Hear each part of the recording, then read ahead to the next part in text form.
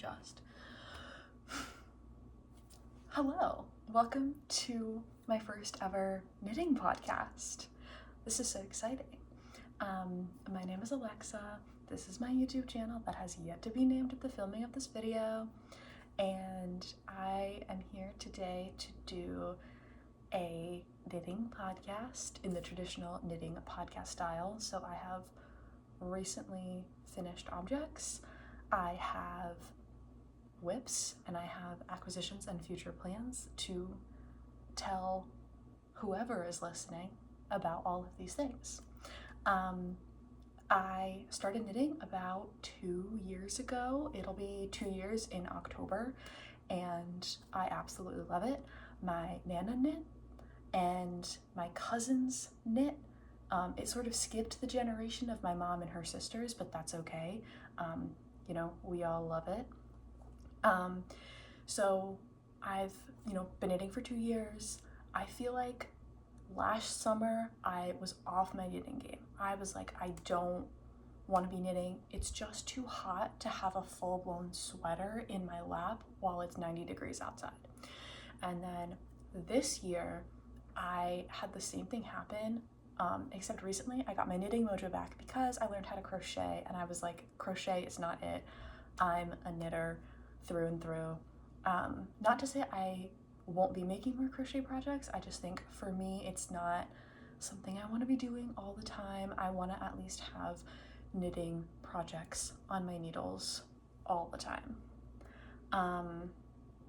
And I feel like I was really inspired to make a knitting podcast because I feel like I see everyone else's first knitting podcast and it just looks like everyone's having a really fun time.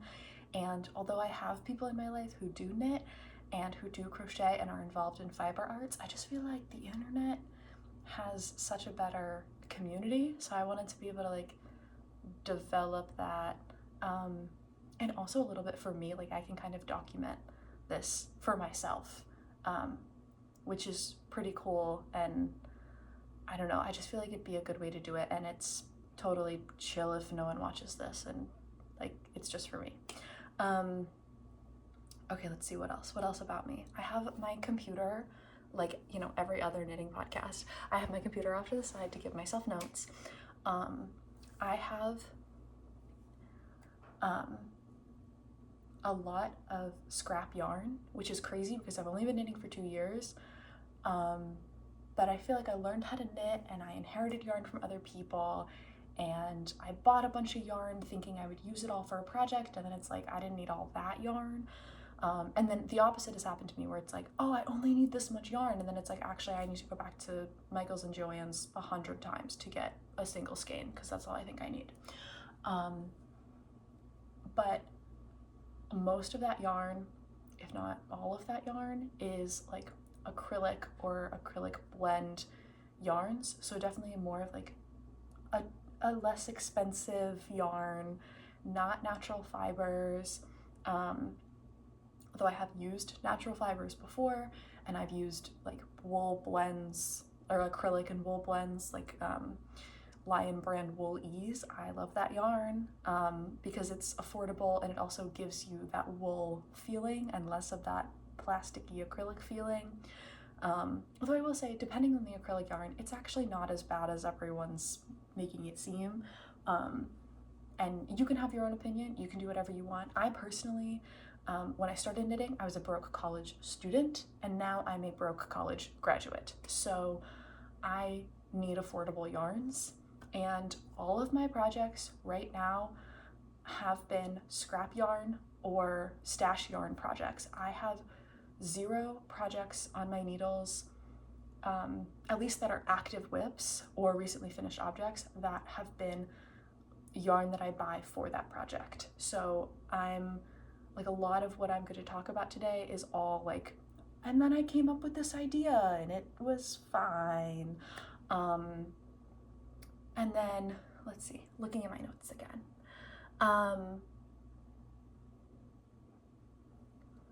I have knit a few things in my life. My Ravelry page, not updated, not really touched. when I first started knitting, I'd literally work on one project at a time and I'd document every single photo, like every step. I'd be like, okay, and here's a picture of it before and here's a picture of it after, and then it's all on my Ravelry page.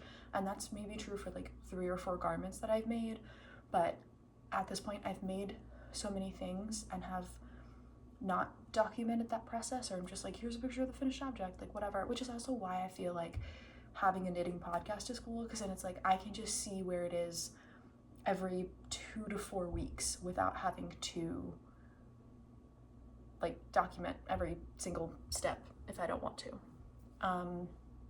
So that's pretty much it about me. I'm very excited to do this podcast, and now we're gonna get into recently finished objects. So there they are right behind me because I prepared myself. My first finished object, well, it's not technically finished, but like I said, I don't have money to buy yarn, and I also am using all of my scrap yarn. So this is a tapestry crochet project. It is the lady on the cover of Pierce the Veil's second album, the little ghost lady. I don't even know, does she have a name? I don't really know. I mean, I like Pierce the Veil, but I don't have like a crazy fangirl about them. But this is it. I actually really like it. It's technically not finished because I don't know if you can see right here, there's I have the rest of the row to go and I have this much yarn left. And in order to finish this, I had to frog something that I had knit in this blue, and I also had to frog something that I had knit in this gray, and it's still not done. So this is as far as I'm gonna get, and I actually don't mind it. I don't think the top is that bad. I feel like I still know what this is, and I'll probably end up like putting this on a wall somewhere near a poster, and I'll just have it like sit underneath something. I'm not really sure yet, but as far as I'm concerned, it's finished, and this was a really great way to learn how to tapestry crochet because I feel like I practiced switching colors, like all these rows that are like arm, body, arm. I feel like I really figured out how to switch colors pretty seamlessly. Is it perfect? No, it's my first tapestry crochet project, but I actually really do like it, and I feel like, and this is the back, hold on. Some of the ends are tied together, but I feel like the back isn't bad. I feel like obviously like this could be a little tighter. Some of this could probably be a little looser, so kind of just playing around with those things. I also think for a project like this, I don't know why I wouldn't just like cut the yarn, do the blue, restart the yarn, do tapestry crochet for these 2 stitches, go to the end, go back, and then again cut the yarn, do the blue. Like, I don't know why I didn't do that, because there's no, like, I would have probably saved a lot of yarn if I didn't have all of these ends everywhere, but it's okay. I'm glad I did it this way. I'm happy with the way it turned out, and I'm not that attached to having this being a totally, completely, beautifully finished object, so this is what it is. I'm super happy with it. That is all. And then next on my finished objects is a muscle burra. Oh, I didn't do yarn. What am I thinking? Okay, this gray yarn, I did look back. I tried my best to figure out what yarn it is. Again, it's all scrap yarn from various projects that I've done before. I know that this gray is a Loops and Threads Micheals brand yarn. I looked back on the internet and it could be the color slate. I don't know, maybe, but it's just gray. And then the blue, I think, is a big twist in the color cornflower blue, but again, I really don't know.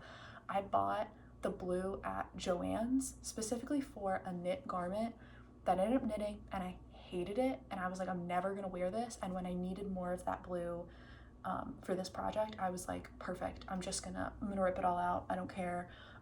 So I frogged a knit garment to finish this as much as I could. And I still have a lot of this blue left. But again, no more gray, so sad. But like I said, I'm happy with it. I think it turned out well. Very, I'm excited to maybe one day put that up somewhere that I live. Okay, now on to my second finished object. It's a Musselburgh hat that's fisherman beanie sized. So the Musselburgh hat is by Isolde Teague. I feel like it's a pretty famous pattern. I feel like a lot of people, the end is too long. I'll have to weave that in, but it's still finished in my book. I feel like it's a pretty well-known pattern. I think a lot of people have knit it / have seen other people knit it. But basically it's this long tube that you knit. You start here, you do all your increases, you knit the tube, you do your decreases, it comes out to be this long tube. I had originally not set out to knit this hat specifically, and then I was casting on for a fisherman's beanie because I have one that I made last year and it's black. It's a ribbed fisherman beanie that's black, and I wanted to make another one, but I was like, I don't want to start with it in the round and then have to do decreases. I was like, I'd rather do the increases as I go down. I also wanted it to be stuck net, and I realized literally the second row, when I was like doubling the amount of stitches on my needles, I had realized that I was basically doing the Musselburgh hat pattern. And so, because I've knit one before, and so I was like, I'm just gonna do this, I'm just gonna knit the Musselburgh hat pattern. So I pulled it up on the beach because I was sitting on the beach while doing it. I pulled it up and I ended up doing it. I did not follow the pattern when it came to the length, because obviously fisherman's beanie is not going to be as long as a regular hat beanie, so I kind of guesstimated based on how long I think it should be, and then the extra fabric for the rim, the brim of the hat, I just figured would be folded up anyway. So this is what it looks like. I don't super want to put it on because my hair looks seemingly normal today, but this is what it looks like. It's really cute. Maybe I will just put it on. I'll just put it on. Okay, let's see. Okay, it might look crazy because the brim, like I have to either block it or press it or do something so that the brim stays, but basically this is what it's supposed to look like. I'm really happy with it. I'm really happy with this color as well. This is a pink yarn that my friend Morgan gave to me. I was allowed to go through her stash of yarn from God knows when, where she got it, how she got it, when it was acquired by her, but I was allowed to go through it, and this is one of the yarns that I picked. I have no idea what it is. I do know for a fact though that this is acrylic. It feels acrylic. I don't care. It's a hat, so I'm like, if it gets well loved and well used, great. If not, also great. I really loved wearing my black fisherman's beanie last winter, and even a little bit into the spring, those colder days in the spring. It's like, I want a hat, I don't want a hat, I don't know. And I loved wearing it, but it was black, and I'm very much like the type of person to wear a lot of colors. And so I did pink in this because I have a pair of shoes and there's pink in those shoes, and I like the top to match the very bottom. It's an outfit thing. I have a lot of crazy outfit things. But this is it. I really like the way it turned out. And I'm super happy with it. Okay. Those are my two finished objects.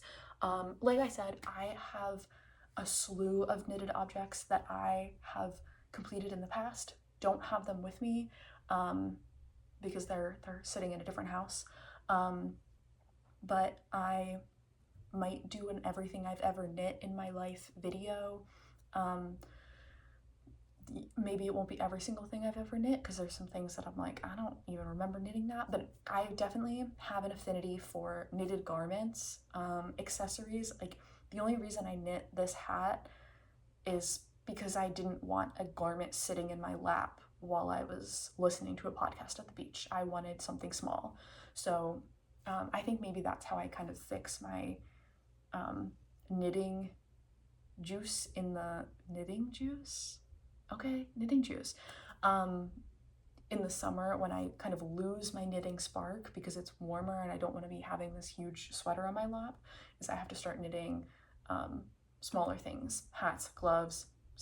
I don't want to knit socks, but theoretically, like socks, things of that nature, because that way it's like something small that I can just have to do with my hands, but nothing too big that I'm overheated and gonna die from heat stroke. So yeah, that's that. Okay, now on to works in progress. I'm very excited behind me. So this is my work in progress. I think I started this a few days ago. I found this yarn in my stash and I love it. It's really soft, honestly. It's a Micheals yarn. I know for a fact that I bought it from Micheals because I had bought it when I first started knitting, because I didn't know how to knit in the round yet, but I wanted to make a raglan sweater, and I was like, I don't want my first experience knitting in the round to be a raglan sweater, which it totally could have been, because I literally cast this on, knit half a tube, because it was gonna be what's the word that I'm looking for?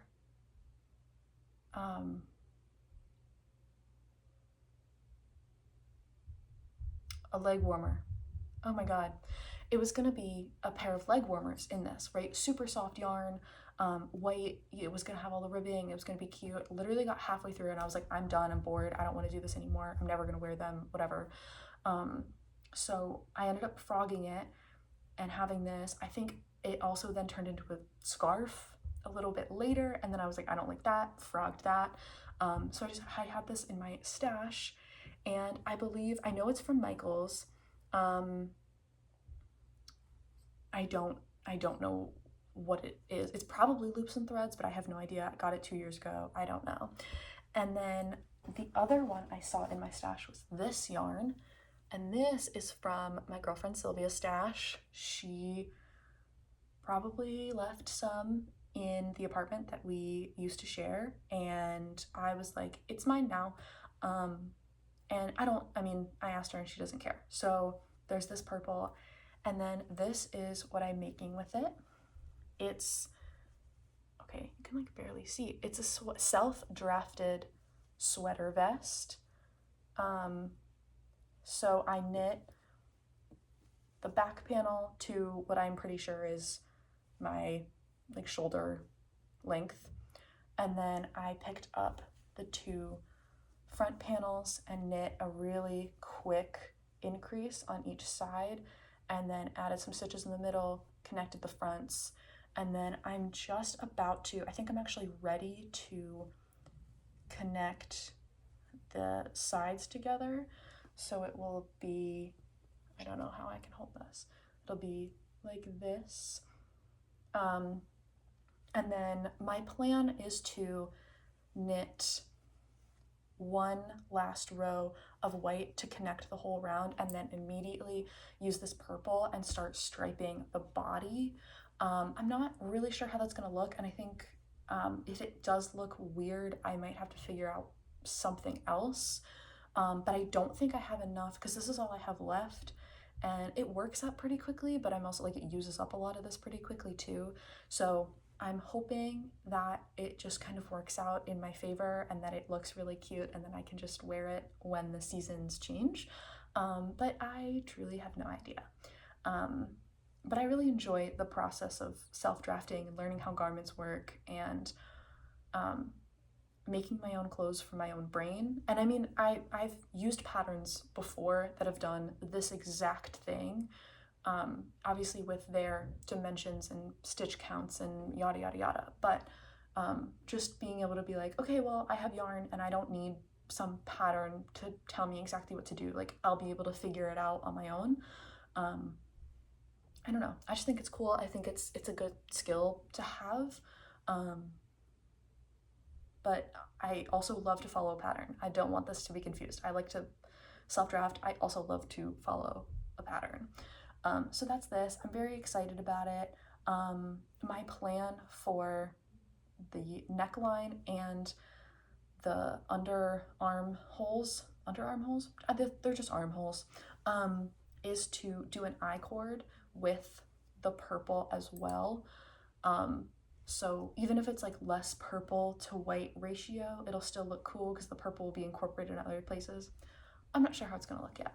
I can also always do it and then decide I don't like it and take it out, because that is the process. Yeah, so that's this. I self-drafted V-neck, I guess it is a V-neck, sweater vest. Very excited. Then, okay, hold on, I gotta like put all this stuff away. Then I have another whip, which is, it's quite a lot. So I learned how to make mitered squares with yarn. This literally looks insane. And it is insane. But I learned a couple months ago how to make mitered squares out of yarn. Yeah, mitered squares. I learned how to knit mitered squares. And so I had started knitting it, and I basically made this long panel because I was like, I'll just start doing it. It's fine. I have all this scrap yarn anyway, yada, yada, yada. I'll make a blanket. I had this tube, and maybe I can insert a picture if I'm really well behaved. I had this like long thing, and I was like, well, what if I just folded it in and then continued the squares upward and then connected the squares, which is where you get this. So basically, I can only do half because I only have so much arm, but basically, oh, there we go. This is like the bottom half is just a panel of a bunch of squares, mitered squares together is how you do a mitered square. And then on this side, this is like one of the armholes. I, instead of just keeping doing every single row, is I did up, and then this is a half mitered square, and then on the back it's the same thing, right? It's up, and then I connected the squares with these two, the blue square and the purple square, and then I connected those together, and then this is a sleeve. I don't know how well I'm explaining this. It does make sense in my head. I'm also the one that did it, so that would check out. But this is what it looks like. It is very reminiscent to me of like any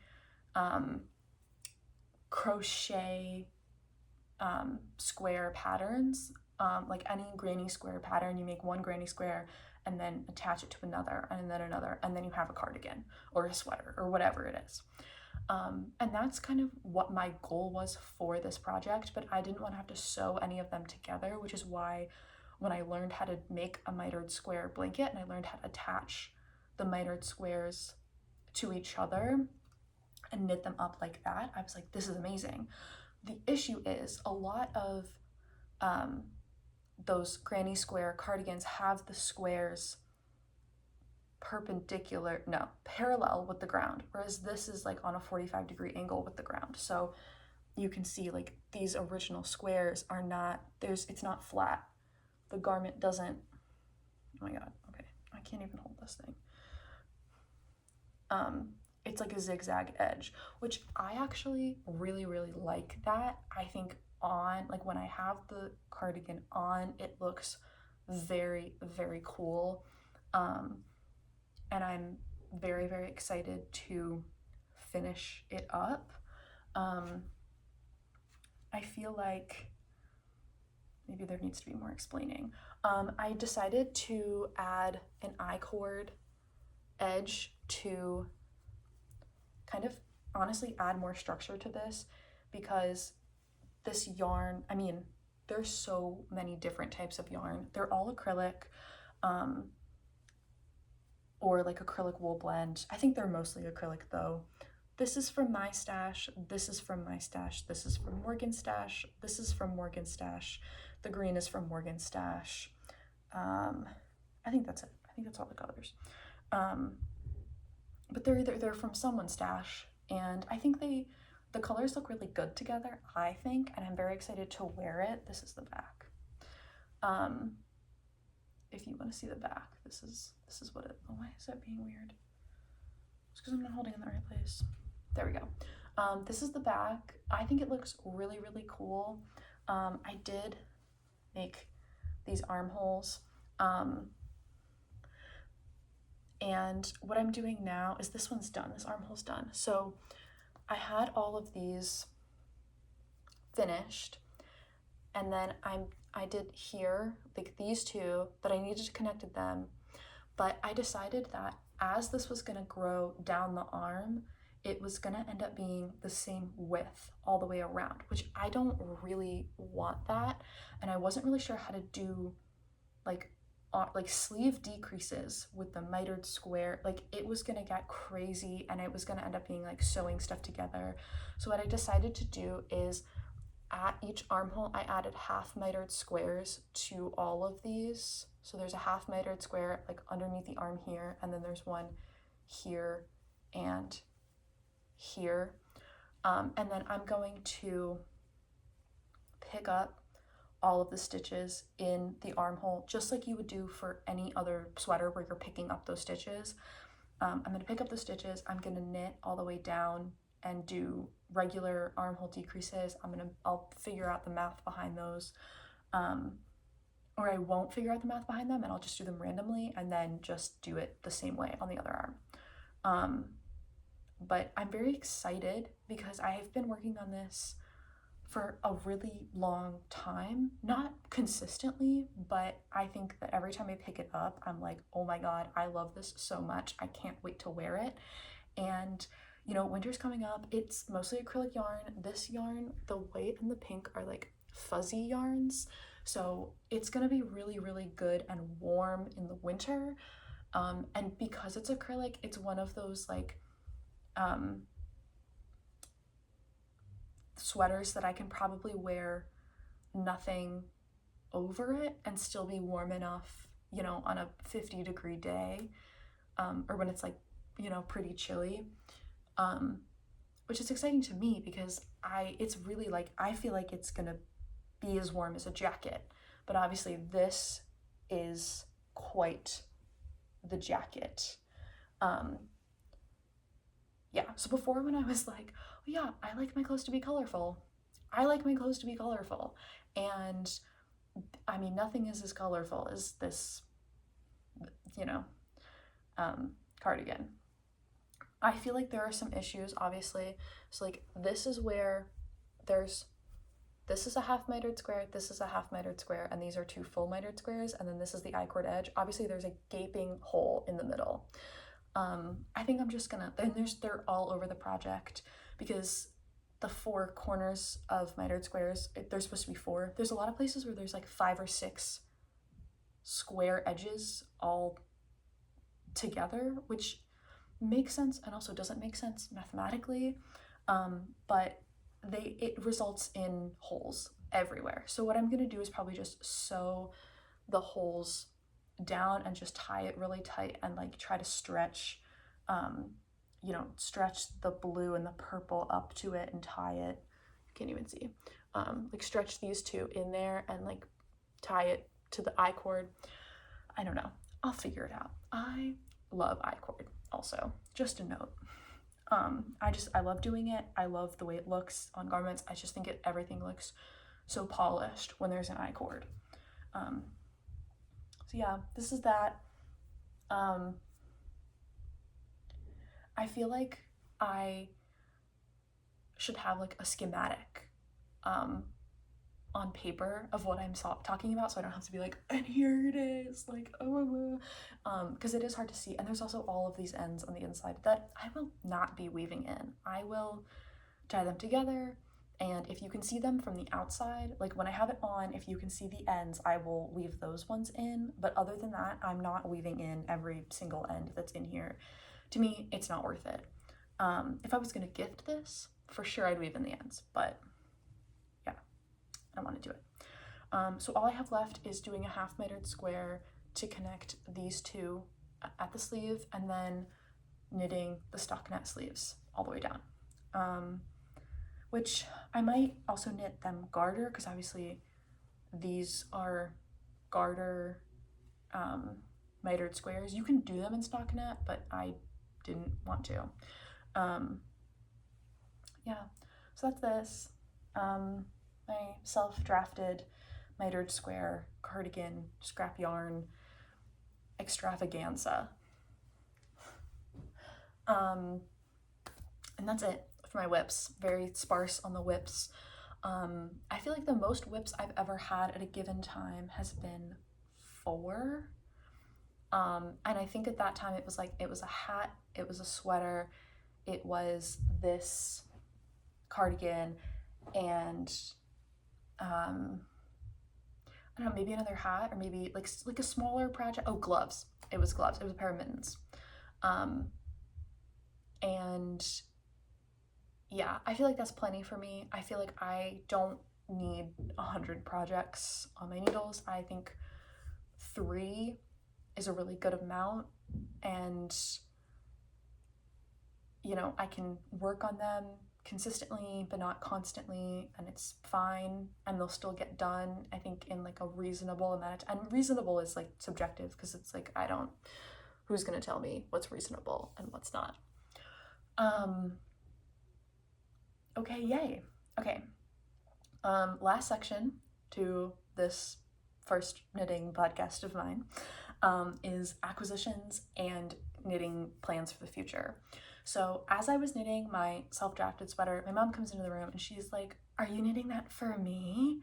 And I was like, no, like, I was like, well, it's self-drafted and it's out of this scrap yarn that used to be in 600 different projects. Like, it could be for you if you want it, but it's, you know, that's not its intention. And she's like, well, I'd really, you know, I'd love something knit. If you wanted to knit something, how about I buy you yarn and you knit something for me? And I heard that and I was like, it's Christmas Day. It was truly awesome. So we went to the yarn store and we bought yarn.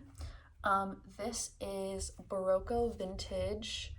Yeah, maybe I should take the price tag off, but whatever. This is in the color Rye, and it's gorgeous. Oh my god, I'm like a real YouTuber. It's absolutely gorgeous. It's like this like brown beige, very simple, basic color, but not in like a bad way. Like, it's can go with anything type of way, and that's really what it should be for what I'm making. I'm making the Vest Barcelona by Mochi Knits with it, and I'm really excited about that because I love this pattern. I've been seeing it a lot of places.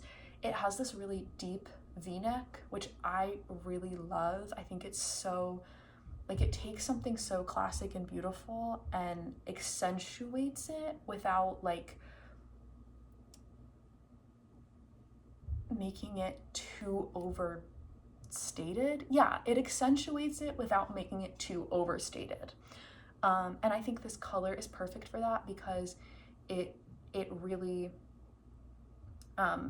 it lets the design of the pattern speak for itself without having to be like this, you know, grand color. It's also, my mom chose this color. I don't know if I would choose this color if I was going to knit this for myself, but I do really love it. I really love the feel of the yarn too. It is a blend.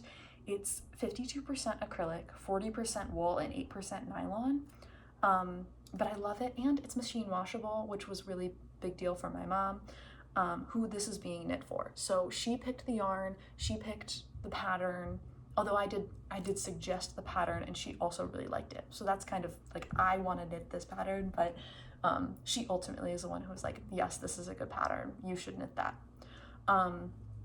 Yeah, so I'm very excited. They are in these hanks, which I don't have a yarn spindle thingy, so I'm not really sure how I'm gonna get this out of the hank. I imagine that I'm gonna have to find some tutorial on YouTube to be like, okay, and then put it around 2 objects, and then like I'm gonna have to manually wind up this 100-gram hank of yarn, but that's fine. I will figure that out when I get there. That is all I have as far as plans and recent acquisitions. Like I said, I'm not buying yarn right now, so I really don't plan on having any acquisitions anytime soon. But you know, I will be like continuing to make more whips and then having finished objects and sort of going through that. I have a cardigan it's on hold. It's not an active whip. I think I might be like halfway done with it, but I would love to finish it hopefully by the end of the year, just depending on how warm it is and how much I can stand having it in my lap for the rest of the year, because I'd love to wear it, and it's in such a beautiful purple color. I can't wait to get my fingers back knitting it. Yeah, that is all I have for this first knitting podcast. I hope that if you watched it all the way through till right now when you're hearing this, that you enjoyed it. I hope that you were knitting something awesome and that really inspires you while you were listening and or watching to this knitting podcast, my first knitting podcast. I'm Alexa. It's been real. It's been great. I will see you in the next one, I guess.